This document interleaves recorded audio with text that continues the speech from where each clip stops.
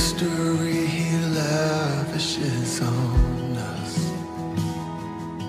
is deep, cries out too deep. Oh, how desperately he wants us.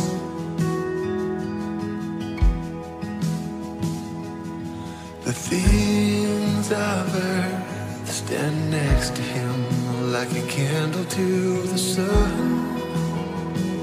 Bienvenue à votre émission, l'église du pasteur bien-aimé Shalom.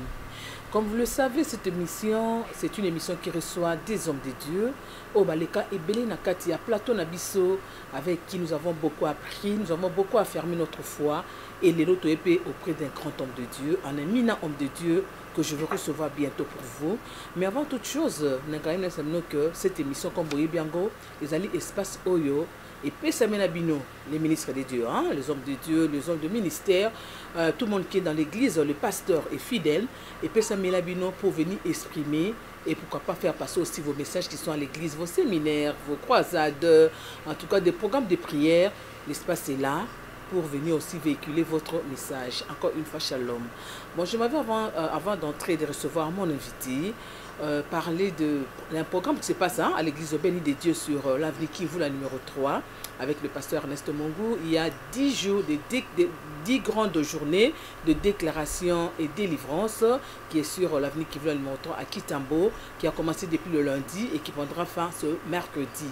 Vous dont la chose intéresse, vous pouvez y aller sur Kivu, la numéro 3, et c'est vraiment une grande journée de délivrance et de déclaration avec son serviteur, hein, ou le serviteur de Dieu, Ernest Mongou. Je me dirais que je n'étais pas seule sur notre plateau de l'église et le pasteur. Je suis accompagnée d'un éminent homme de Dieu. Oui, je sais pourquoi je dis un éminent homme de Dieu. Puisque la Bible dit que, d'abord, premièrement, Dieu a établi les apôtres. Dans son histoire, dans le message, on dit, premièrement, Dieu a établi les apôtres. Et la même Bible dit encore que le fondement de l'église est basé sur l'enseignement des apôtres. Alors aujourd'hui, nous recevons un apôtre. Il s'agit de l'apôtre Bovin Lumbala, qui est le visionnaire de l'église, l'Assemblée des vainqueurs de l'église, AV en sigle, où ils allaient situer dans l'avenue CPA, dans le quartier CPA Mouchi, dans le quartier CPA Mouchi, dans le numéro 46, référence dans les alliés quand Snell vers je trouve que Bamboudit. Moi, quand je suis pour ainsi qu'au Bassalio, côté on a kaka au mon église, il y a pasteur ou apôtre Bovin Lumbala et Zali Place Wana. C'est moi le visionnaire. Oui, d'accord. Mais tu as dit que 10 ans, Zali répandu à travers le monde, hein, à travers la province qui a Congo. Mais tu vois, puis.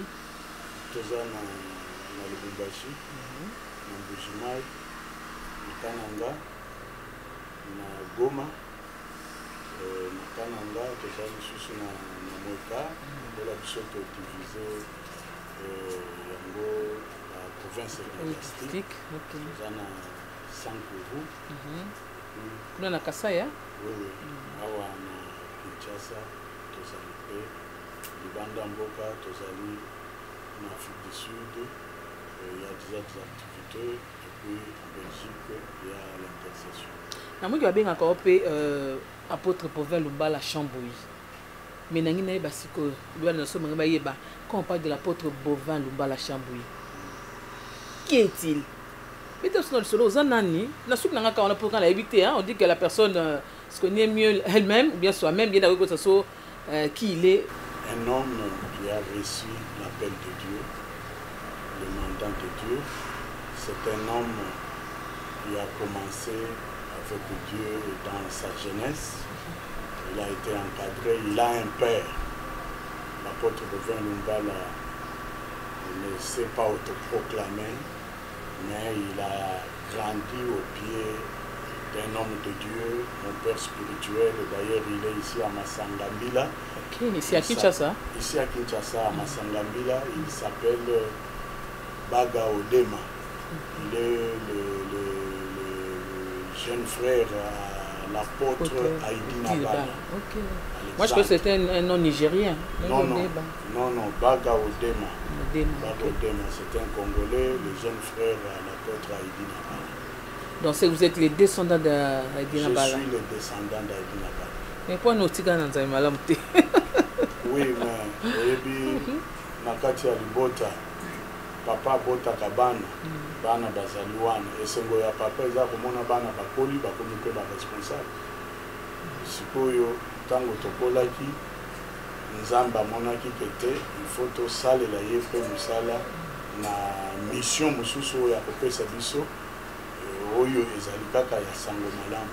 C'est ainsi que papa basambelaki mpona biso mpe tobimaki toke kobanda ave.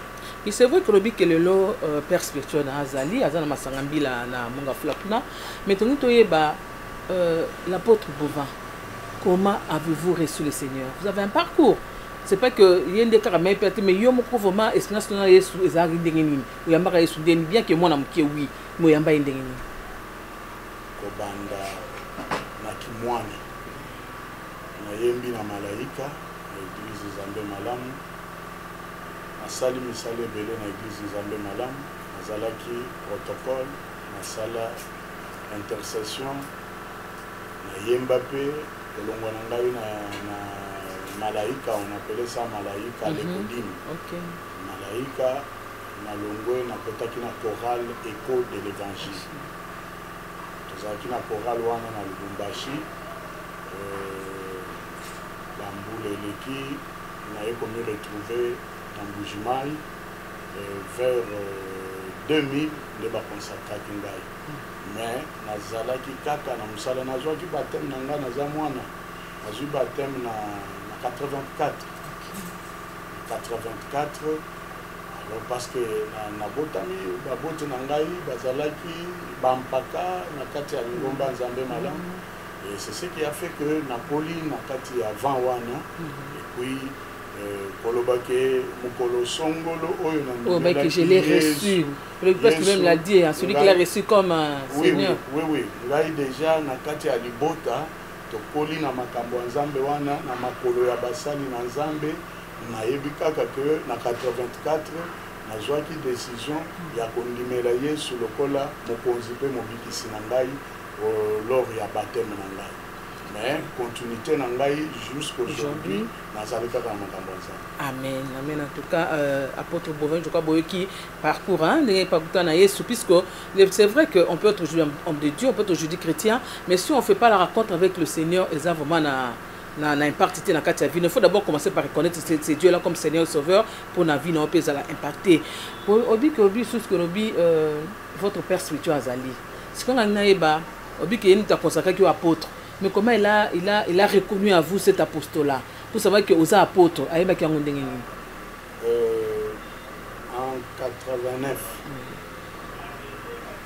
l'apôtre Alexandre Aïdi Nabal ayaki na Lubumbashi nazalaki na jeune mwana je crois nazalaki na 5e des humanités ntango ayaki biso tokenda komona ye na chorale na biso ezali apôtre Alexandre Aïdi Nabal kambia même que nazalaki na ba intercession nazalaki nazoyemba ntango tokei na chorale na biso nde Alexandre Aïdi Nabal ayebisi pasteur na biso Bagodem ayebisi alobi mwana oyo tozalaki au moins misato baoyo apesaka lisato na kati ya misato wana bamosusu wana alobelaka bango bazala mingi bapartenaire soki bazali na mosala na Nzambe donc babandaka kopesa misolo na bango parce que Nzambe akoutilize bango bakozala bato minene alors ndengai sikoyo ayebisi pasteur alobi mwana oyo il faut kobatela ye akozala mosala na Nzambe. Amen.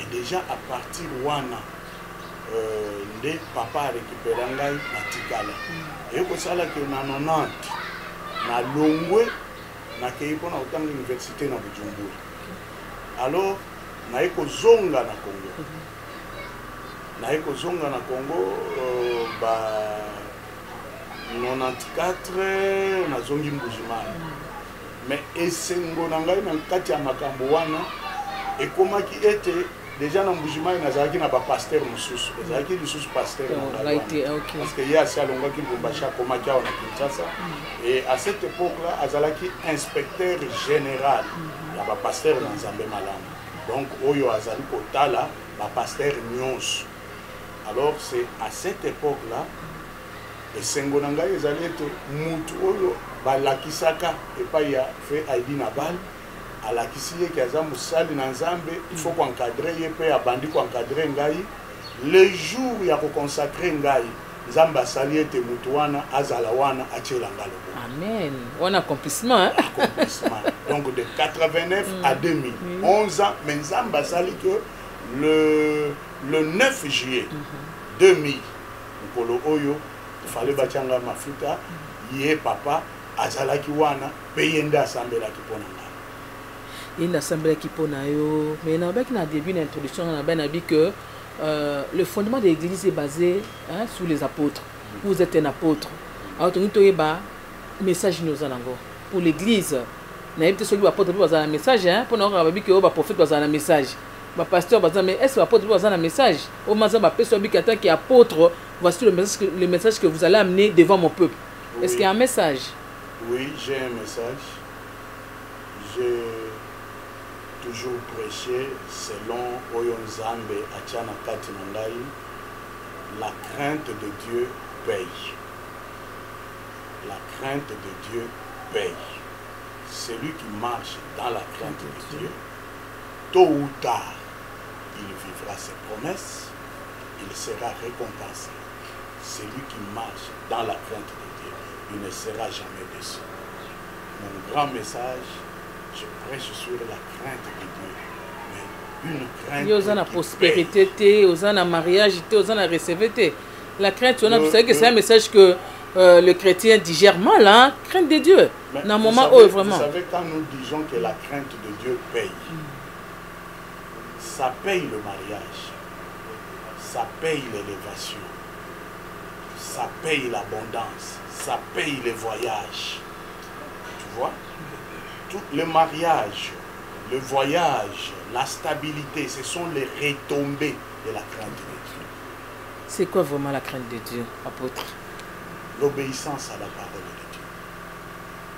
L'obéissance, faire ce que la parole de Dieu nous demande.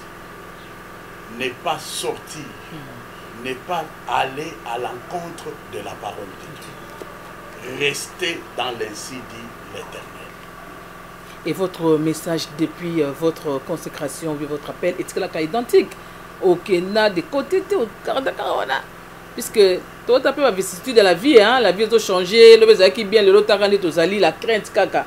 Moi je trouve que, bon, c'est pas moi qui trouve, il y a des gens qui le disent. Bah, quand les pasteurs prêchent la crainte, on dirait que ma bonne écoute, on a vu que c'est chrétien à mon ango, puis l'une quoi mère pour avaler la crainte de Dieu. Quand vous prêchez la crainte, vous n'avez pas peur que l'église puisse se disloquer le lendemain. Un chrétien qui a la maturité, qui a la vie de Christ en lui, donné à Dieu, on ne doit pas le bousculer. D'ailleurs, celui qui craint Dieu, il doit offrir à Dieu. Il doit faire tout ce qu'il faut. S'il faut soutenir l'œuvre, il le soutient. Celui qui craint Dieu. Si vous trouvez quelqu'un, Oyo Azali, Osunga Musala Nzambe Kende Libosote, Nano, Obanga Nzambe, Zanakati. Donc ce n'est pas parce que tant que tu es Obanga Nzambe, de Batu Bakokima. Non. La démocratie, donc c'est le temps de la grâce, voilà, c'est le temps de la grâce. Comme Dieu avait dit que ma grâce vous suffit, là où les péchés abondent, la grâce surabonde. Ce que vous avez crainte, au moins que Bazo bénéficie de la grâce. Est-ce que vous savez que l'apôtre Paul dit qu'il ne foulait pas la grâce de Dieu au pied? Comment ça? Oui. Comment on peut la fouler au pied? Oui. Je donne un exemple. On t'a engagé. Dans votre chaîne, on te met directeur. Tu as eu la confiance, PDG. Tu es là, directeur commercial. Après un temps, c'est une grâce que tu as eue. Mais dans ce poste-là, il y a des principes. Mais toi, tu commences à aller à l'encontre des principes. Les PDG ne dira pas que non, c'est parce que c'est moi qui l'avais mis Et je dois la laisser malgré qu'elle est en train de se me comporter. Je dois la laisser. Non, il va vous changer. Et par là, nous allons dire, Madame Sylvie, tu as foulé la grâce de Dieu au pied. Tu n'as pas fait correctement. Tu n'as pas marché selon le principe du travail. C'est ça. Dans notre marche, il y a des principes. Vous savez, il y a des choses que le peuple de Dieu doit comprendre. Le monde des ténèbres marche dans des principes et ils expérimentent leurs principes. Mais les chrétiens aiment beaucoup faire semblant dans cette vie de principes-là. Or, le respect des principes rend l'homme fort. Vous comprenez? Parce qu'il y a d'autres chrétiens qui se disent que Nzamba Sakara n'a pas commandement naïe. Bah, il n'y a pas Nzamba principe, hein? Bon, il n'y a pas un côté. Nzamba commandement. Mais le commandement wana nde ezali kotambusa biso. Ezali loba na Nzambe. Loba na Nzambe nde ezali kotambusa biso. Tango tozali kotosa oyo liloba na Nzambe koyiba eloko ya mutu te. Ezali loba na Nzambe. Siko soki yo ke oyibi eloko ya mutu. Mais ozomi lobo za chrétien. Est-ce que osaleli liloba na Nzambe? Tiens, on ok. Donc na kati ba principe ya Nzambe. Ozomona. Alors nde yango wana. Esengeli ba chrétien bayeba ke tobiangami kaka mpona kobeta maboko te me Nzambe aza Nzambe ya baprincipe.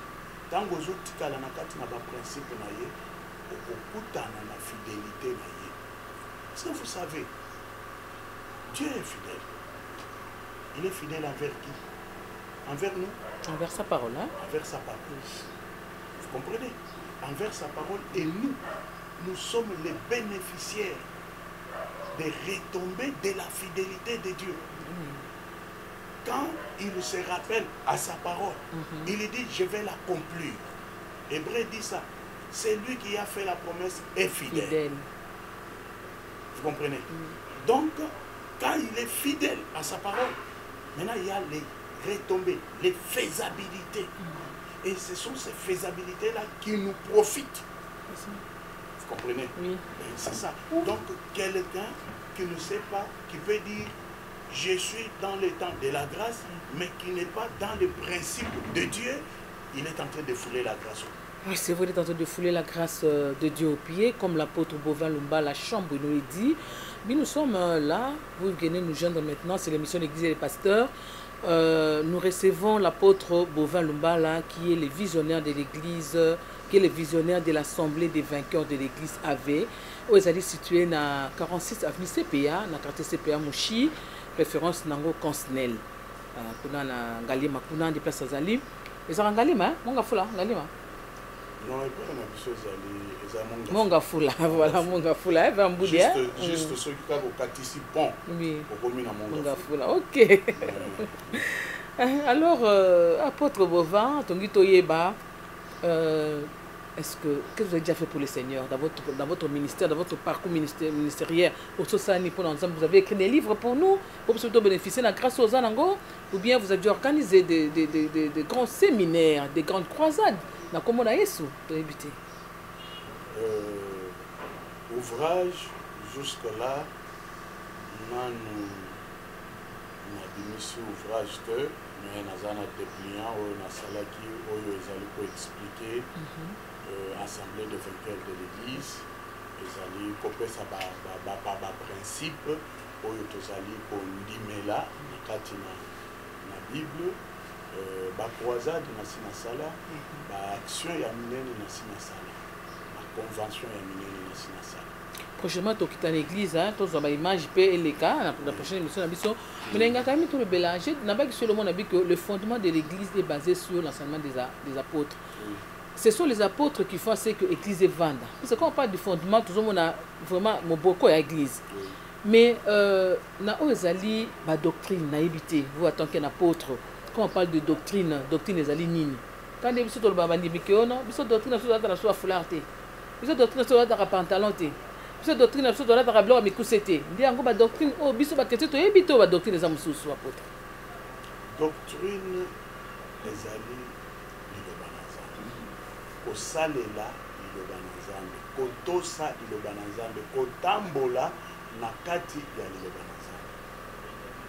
Il y a des organisations. C'est comme le lot, le monaka, les abadogmes. Au kokuta batu mususu, bazotia foulard na mitu ya ba mama obligatoire.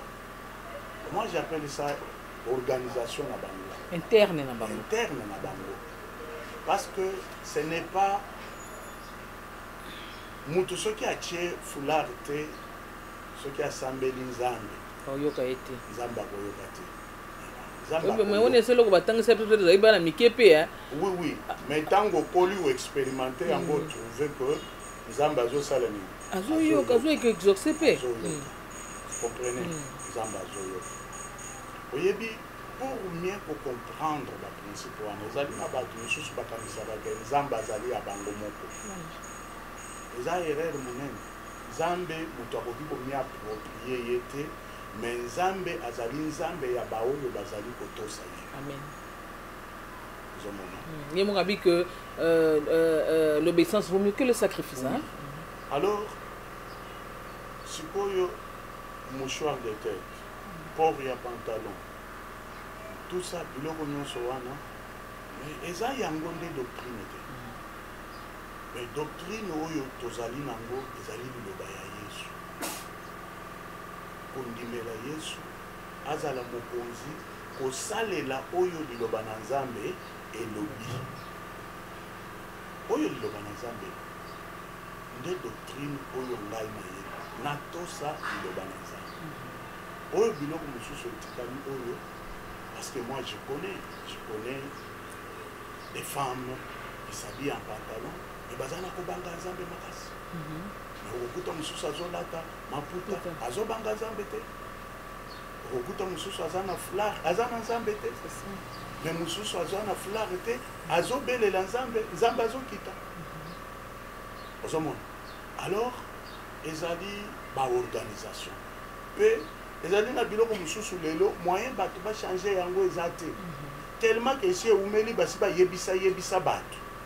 Bon, aujourd'hui bazali komimona akendi ko changer, c'est comme si ayebite, c'est comme si ba makambo mususu ateya ezalaki ya faute. Non, non. C'est par là que la Bible dit quand vous connaîtrez la vérité vous affranchira. Tu rendras libre. Tu es libre. Aujourd'hui, on comprend qui situation où était. Et lobby, on comprend qui en côté, mais les lobbies, on comprend que ezali na handicap à mon côté, na kosala yango doctrine. C'est ça. Et qu'on a posé la charge de coller à bateau. Mais tout le monde a battu, on s'est là ensemble. Il a banni ensemble le Bible.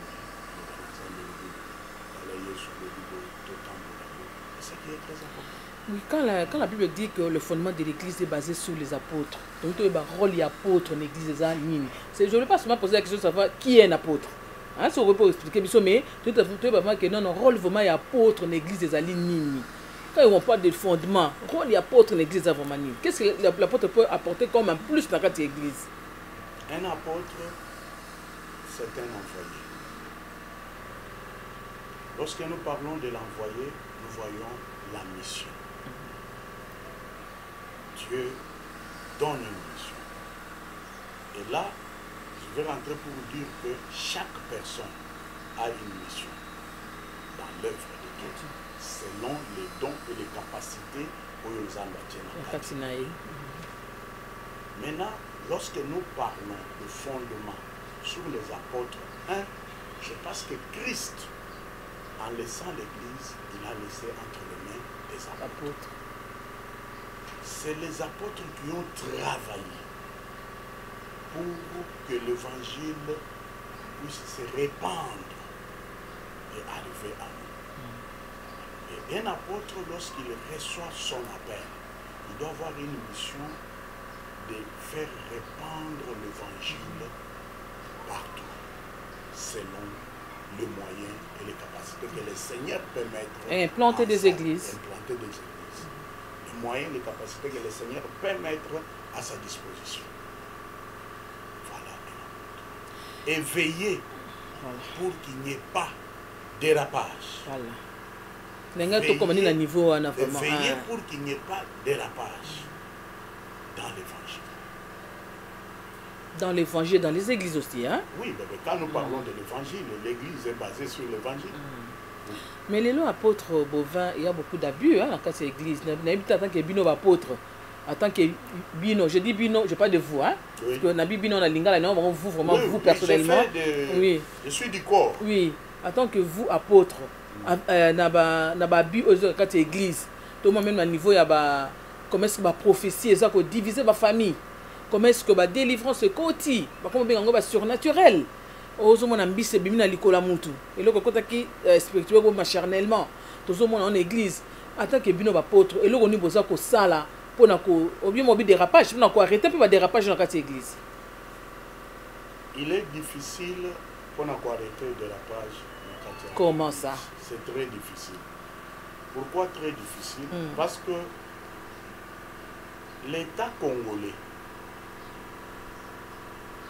a donné la liberté à chacun, selon l'État précis Mikanda, à Salam Saleh Nzambe, à Sali. Si tu as ordre moko, ordre yaba magistrat, ordre yaba avocat, ordre yaba médecin, ce qui tozala kanango, oyoke ce qui mutu, à Sali biloko mabe bokeyi, bosangani, bosalini. C'est ça.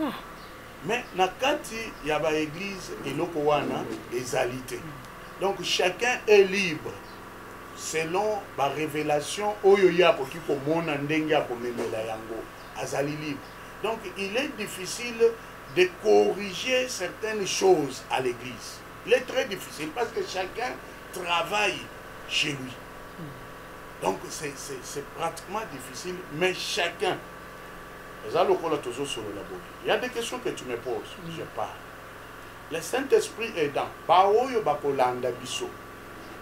ils peuvent en tirer quelques vérités. Ils peuvent en tirer quelques vérités. Ok? La vérité, moussous, nakati, il y a oyo tozoloba, oyo koki pour aider foi naba.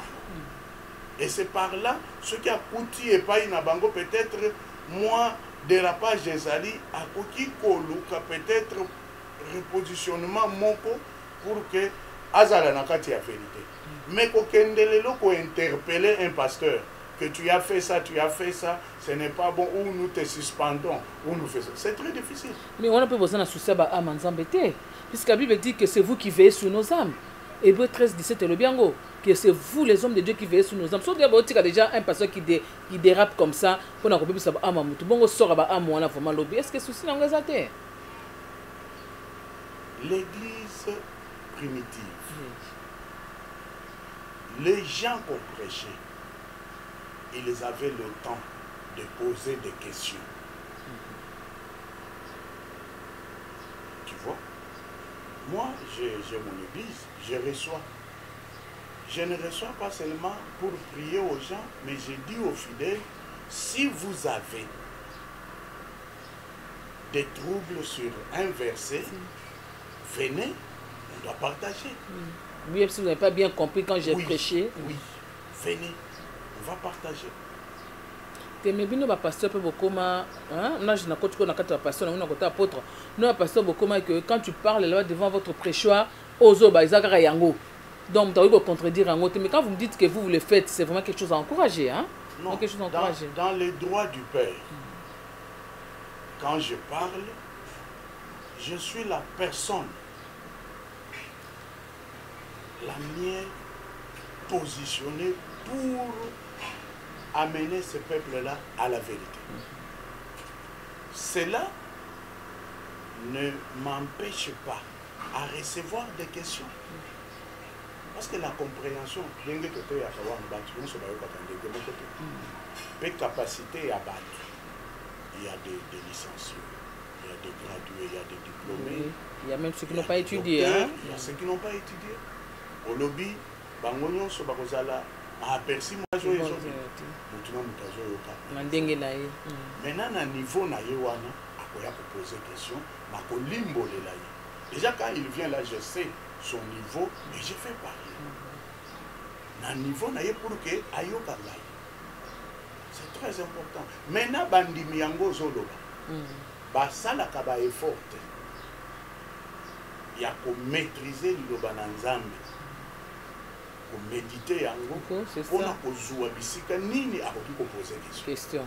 Bon bah yoka superficiellement kaka dadi a dit, dadi a dit, dadi a dit. Donc comment parce que c'est fier na maloba dadi na biso hein? Parce que aujourd'hui il y a un problème que il y a à l'église nous avons des fanatiques. Oui. Ce n'est pas mauvais. Mais bandimi bazali kozanga koyeba pourquoi bayeba na Yesu. Pourquoi bakomi na bergerie wa? Parce que tant que le bagay biso tozo tsale la bino mabe. Non, je ne peux pas sortir na kende na une église qui n'est pas la mienne, na kende ko corriger ma table. Nos apôtres, vous avez le mandat qu'il y a l'église ignoce. J'ai travaillé beaucoup. C'est le corps de Christ. Vous voyez, j'ai travaillé. J'ai des amis, des vieux papas, des apôtres aussi, mais par rapport à ma formation, de là où je viens. Parce que vous voyez, je vais vous révéler une chose. Toutes les églises que vous voyez ici, Zambé Malam, c'est une université. Vous comprenez? Pourquoi pas dans la carte de discipline hein? Zambé Malam, c'est une université. On a un principe, quand un pasteur fait quelque chose, on le réprimande. Hein? Oui, il peut y avoir des dérapages aujourd'hui, mais je vous dis, Zambé Malam, c'est une université. C'est par là que nous avons appris la chose de Dieu. Vous comprenez? Maintenant, j'ai des vieux papas, mes aînés, à qui on a dit aider. J'arrive, je dis non, vieux, ce que tu fais, ce n'est pas ça. Regarde. Puisque vous trouvez apôtre entre vous les hommes de Dieu, entre vous les ministres de Dieu et l'eau qu'on appelle Koti. Les lots N et Koti entre les hommes de Dieu, comme vous avez le pouvoir. Les lots N et Koti entre les hommes de Dieu, comme vous avez le poison. Mensonge et Koti même entre Bino. Or, Bino, vous avez l'ibosson absolument à Bisso. Mais déjà, quand en vous, déjà, il y a quelque chose là, vous n'avez pas le pardon en vous. Or, la Bible nous parle de pardon, pardonner cette fois que Jésus l'a dit lui-même. Mais binomo déjà entre vous les hommes de Dieu, vous n'avez pas les pardons. Ce qu'on biso boté abiso nini. Yebisa ngatanka poto boté abiso nini. Je vais vous répondre et communiquer quelque chose à nos téléspectateurs. Oui. C'est lui qui est appelé, qui a reçu le Saint-Esprit. Un pasteur, serviteur de Dieu. Vivre dans la haine. Son appel, je le mets en doute. La Bible nous dit, lorsqu'un enfant de Dieu entre en colère avant l'approche du soleil, il doit réparer. Mais quand ça commence à rester 2 jours, donc au moni muningo tie longi pembeni Nathalie na lobi Sylvie Yewan na boaki miso pembeni oh une assemblée des hommes de Dieu tel Rosala apôtre Bovin Rosala na okendete donc même au ko souhaiter mes présence semblante qu'on a ôté on déjà nata molimo mosanto oyo ezali là pour la trister directement pour diriger biso et ko sepela même bilobi qui n'attise pas le Saint-Esprit, ce sont les fruits des esprits ça automatiquement mosali na Nzambe Moussala toujours ça le diable à piéger à Kabat. Mais ce qui est commis, que vous me rendre compte que toujours qui comportement mais bon son dans tant que va dans ça. Parce que même Christ a évisé que bango le est-ce que aux abel zebul a tout bango ce qui diable a kobi komi bundisa yemo. Molimo musanto kobi komi bundisa yemo côté. Diable peut à komi bundisa yemo côté. Collaboration il faut qu'à ça. Comme koki me na histoire wana ya Abraham na Lot hein on Nzambe mom takabola kabato akabola ka loti na Abraham donc comme tu m'excuses moko boye mais entre temps elle ne sobotama mais akabola l'autre na de ondele Abraham azaki béni le akaboma na l'autre mais tango sko bazoke ndeko tumba Sodome qui a intervenu Zaki Abraham justement s'il avait des problèmes avec l'autre est-ce qu'il allait intervenir mais bino bozo ça haine c'est par là et ils s'étaient séparés pour que mutuna mutu asala makambo na ye parce que à vrai dire Nzamba bengaki l'autre abengaki Abraham maintenant l'autre a komaki lokola komi charge na bato na ye pe ko bundisa alors sa vision Abraham oui Nzamba asali ke oyakene mais ce n'est pas dire que d'ailleurs pour oyeba ki Abraham azalaki na problème na l'autre ayebisaki l'autre pona yenda imposa qui était hein imposa qui était ayebisi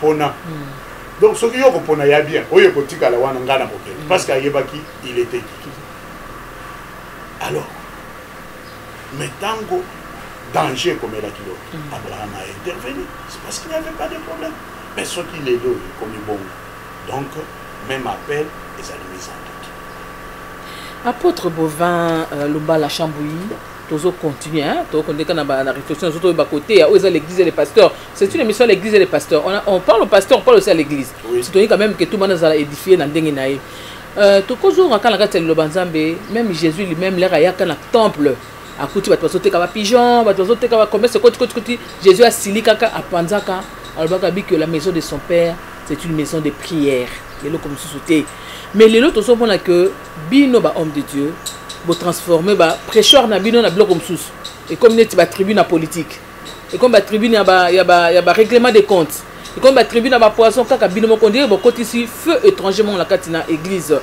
quel est vraiment votre avis en tant qu'apôtre na ozoleka puisque zo mona ngopé ils ont comment que zo mona na zo mona ngopo zo yoka tout le monde en parle les images sont là mais tout le monde a que un pasteur prend seulement tout un dimanche pour venir seulement parler de la politique à la katina église est-ce que vous en tant qu'apôtre montez que fondement comme ko bouger muke ko brosser politique na kati ya mateya ezali mabete mais na ambition nini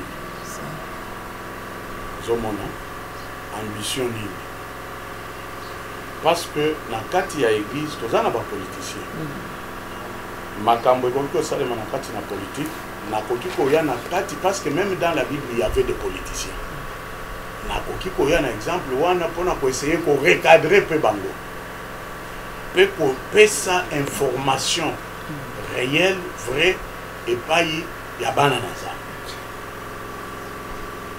mais ce qui sikoyo lié na ambition ya ko nuire bango là elongwe na ba principe elongwe na ba principe parce que oyebi soki ekomi na ba couleur elongwe na ba principe ya makambo na Nzambe mais tozoya mpona koteya Yesu c'est ça mais Yesu wana azali koenglobe makambo nyonso tozoya mpona koteya Yesu mais moi abaki à César ce qui est à César et à lui ce qui est à lui César est un makambo politique c'est comme le côté on na kata ba prêcheur té lobby à César c'est que à César il y a des impôts les à César les a lokola ba pako so bazo matisa drapeau il faut que telema za mibeko mboka qu'on l'a même bec mboko tosa un chrétien doit être obéissant même en mboka oui fatos apôtre toto chuté hein parce que na sou comme na loba na tout na en tant que apôtre pour ce qui est-ce que l'église fait ça na ba plateforme est-ce que c'est vraiment important la plateforme exister dans la église dans la église moi je pas dans l'église corps de Christ hein dans un mon côté est-ce qu'il faut que la plateforme ezala ezali malamu ezala parce que utu koloba ozo mi plaindre cadre nini oyo correction ya basali na Nzambe ba plateforme wana ezali wana pona ko yeba ko encadrer basali na Nzambe pour ba dérapage ezala te bato bakoki koyokana biso c'est comme ngai nazali na plateforme il y a ASICO, Association des serviteurs dédiés intègres du Congo. Ah bon, on les a RCT, hein? Ça n'a rien à voir avec RCT? Non, ça n'a rien à voir. Ça n'a rien à voir. Nous, notre président national, c'est l'apôtre Kiproché Mukendi que je salue en passant. C'est moi aussi le recevoir un jour. Hein. Oui, il n'y a pas de problème si tu as besoin, je vais t'amener. Alors, ezali cadre wana. Kuna totosaka nde liloba na Nzambe. Toyebisaka basali na Nzambe koma kotambola, koma kosalela. Ndenge nini mosali na Nzambe akoki kozala. Kosungana pe ndenge nini akoki komonana. C'est ça. Ozomona ba plateforme esengeleza. Eza cadre moko bato. Ole mutu azala ye moko kaka na communauté na ye. Des fois même nga nazali apôtre. Ceux qui par exemple ba collaborateur na ngai ba kotinga na défaut. Bakoki komi plaindre ibana. Ceux qui ba kiye pa ya papa na ngai ya molimo. Ils peuvent voir mon président. C'est ça. Et le président a le pouvoir parce que les alliés Nabiloko Bango Moko Bakoki ko attaquer Ngaïté. Maintenant, le président peut m'interpeller. Donc, plateforme, les alliés peuvent Kosunga. Merci beaucoup, apôtre Bovin Lumbala Chambouy, qui est le visionnaire de l'Assemblée des vainqueurs de l'église aux années 46 avenue CPA, dans le quartier CPA Mouchi. Référence Nango Kansnel na commune à Mongafula, c'est lui qui a été notre invité aujourd'hui dans l'église, dans l'émission de l'église et les pasteurs. Alors, apôtre, pour terminer avec vous, vos coordonnées, vous pouvez me donner comment est le programme de l'église et comment on peut vous voir et vos coordonnées. Ok, je commence d'abord parce que j'attendais ce moment. La première des choses, je dois d'abord saluer mon épouse. Allez-y, allez-y. Oh, sorry, allez-y. Je dois saluer mon épouse, Madame Okito Adèle Lumbala, avec mes enfants. Je suis Chambouy. Oui, oui. Donc, père de jumeaux. 2 fois. Ok. Ah bon? 2 fois. Alors, j'ai 8 enfants. 3 garçons et 5 filles. Okay. Là où ils sont, je les salue. Je salue tous mes enfants. Je salue l'ensemble de vainqueurs de l'Église en général. Partout là où ils sont. Dans toutes les provinces de la RDC. Partout là où mes enfants se retrouvent. Je les salue dans le nom du Seigneur Jésus-Christ. L'apôtre Bovin, je suis à l'église pour recevoir les enfants de Dieu chaque mercredi de 10h30 à 15h. Chaque mercredi de 10h30 à 15h. Le programme de culte mardi et jeudi de 17h30 à 19h30, culte d'enseignement. Le vendredi comme aujourd'hui, 17h30 à 19h30, forte prière et délivrance et les prières de combat comme on aime les appeler par les enfants de Dieu, prières de combat, donc c'est aujourd'hui vendredi. Et nos jeunes se réunissent 2 fois par mois. 2 fois par mois. Donc c'est, je crois... Et vos coordonnées, comment on peut vous voir? Est-ce qu'il y a des gardes? Est-ce qu'il y a des audiences? Est-ce qu'il y a, je sais pas moi, pour qu'on en place déjà un mois avant? Non, il n'y a pas d'audience. Si vous avez besoin de nous, vous avez vraiment l'urgence de nous voir, même si ce n'est pas le mercredi. Je peux donner les numéros? Allez-y, allez-y. Plus 243 85 137 73 86. Et puis plus 243 82 017 53 76. Mais ce n'est que la première fois. Donc continuez sur cette émission avec lui pour te découvrir vraiment ton père. Vraiment soigner ce zakatinae pour la édification de Abisso. Oui, nous sommes arrivés à la fin de cette émission. Si vous voulez aussi passer à cette émission, le numéro est là au bas de votre petit écran. Vous appelez, vous enregistrez et Tokoya Petrosala émission Nabino. Vous suivez cette émission sur cette chaîne télévision. On se dit au revoir et on se voit prochainement à notre nouveau numéro. Behold the Father's heart, the mystery He lavishes on